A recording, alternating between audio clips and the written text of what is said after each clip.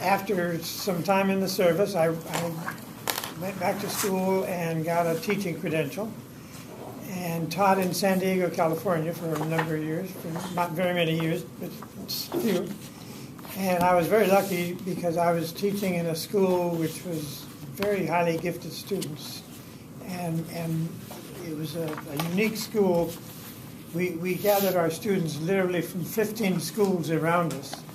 And almost every class in the school was a gifted class.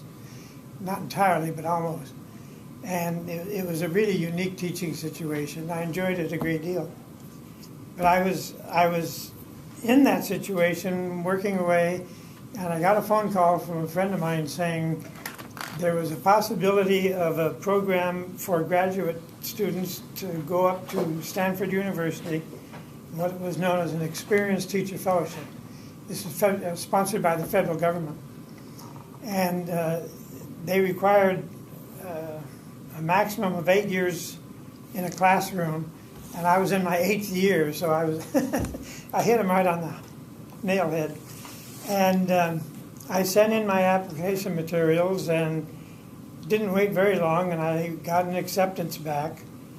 And this was a real shock to me. I never envisioned, I had gotten a master's degree, but I'd never envisioned getting a doctorate. And I had to go to the school district and get permission to leave and go get this degree. But I wasn't really going for a degree. The Experienced Teacher Fellowship was for 1 year of graduate study. And at the end of that first year, I had been there that time, and I was studying with Elliot Eisner, and he asked me to stay on and do a doctorate. And then I had to go back to the school district and explain to them that I've been asked to stay on and finish a doctorate. And I had to do that to quite a number of people. But anyway, they all said yes, so I went ahead with that, and I rushed up back and got my doctorate at Stanford, working on a project which was very, very interesting. We were doing what they called, what did they call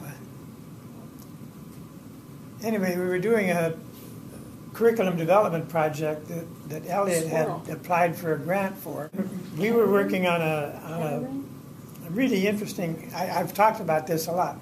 We worked on a curriculum development project that involved building a box almost as big as this table, not quite, but just about, and filling this box with teaching materials that we created to go along with all of the lessons that we were developing. And I often wondered whatever happened to the box. I know the box ended up in Hawaii, and I have no idea what happened after that. Elliot came back from a trip once and said that it was still in some school over there. But being used. It was really fascinating because we developed all kinds of teaching materials to go along with this curriculum that we were writing. And all of these teaching materials ended up in this box. It literally was almost the size of this table. And obviously there was a great deal of material in there. It's really quite fascinating. And this was the background to discipline-based art education in a sense, because we were working on a project with Elliot that did involve art history, art criticism, and aesthetics. So that was a background. And when I went to Stanford, I went with a very interesting group as an experienced teacher fellow. And at the end of that year, then the other people left and went back to their school districts. And I stayed on, and as I said, I met Dwayne Greer there. First I met Michael Day. Michael Day, which I will refer to as Mickey because that's what I've always called him. Mickey and I became friends, and we were both in the same boat. We were both starting to study with Elliot. And then I was there 2 years, and Dwayne came on as a new student from Canada. And then the three of us became very friendly and worked together a great deal.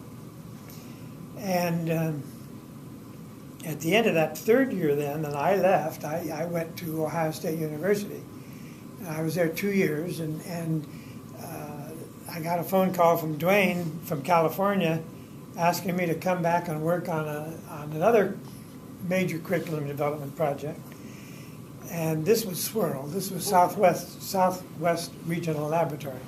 I don't know if any of you know anything about regional laboratories, if you've heard that term, but it was quite a major movement at one time. There were 23 regional laboratories around the country, and they were all identified regionally.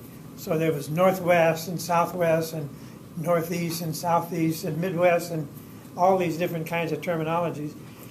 But only 2 of them really worked on an art project. Elliot's project at Stanford was an art curriculum development project, and the other one was at SWRL, which is Central Midwestern Regional Elementary Laboratory. And under Stan Medea, I don't know if you know the name. Do you ever use that name at all? We've probably seen him in some of the writings. Probably seen him.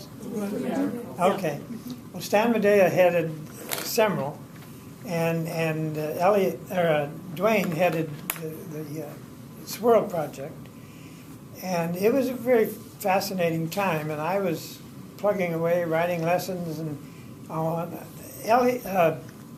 Dwayne had worked with his staff. There was a small staff, but he had worked out a whole curriculum development project in terms of classroom art making, studio activity. But they wanted to have art history and art criticism as part of the curriculum. So that's what I was brought in. I had done the work that I had done at Stanford, and Dwayne knew about that, had worked with that. And so I was asked to write curriculum and in art criticism and art history to go along with the studio projects. And I did that for 2 years, developed a huge amount of material. I won't go into it. This is one book of 12. And each of the 12 books has the same thing in it, and they're really quite interesting. These are film strips to go along with all of the lessons, and these are all the lessons. And no matter where you open the book, except there, no matter where you open the book, a lesson, if I get to a lesson, there we go. This is a lesson. This is a complete teaching activity in terms of instructions for the teacher, and talking about using all of this material. Now this is very interesting. These are drawing, painting, 2-dimensional, 3-dimensional artwork, and the program switches amongst those activities over and over and over again. And what we had done in every one of these lessons, and it's very interesting, you're all familiar with the way art is generally taught in public schools, and you know kids are asked to create imagery, and they don't have a set of that imagery necessarily. So what we did, we went out into the community and photographed what it is the kids were going to have to draw. And they were able to see these images before they did the drawing activity or painting activity, whatever. They actually saw the imagery in reality, not just one, but a number of versions of it. And you can look at these. I'll leave these things all out so you can look at them. But they're really very interesting.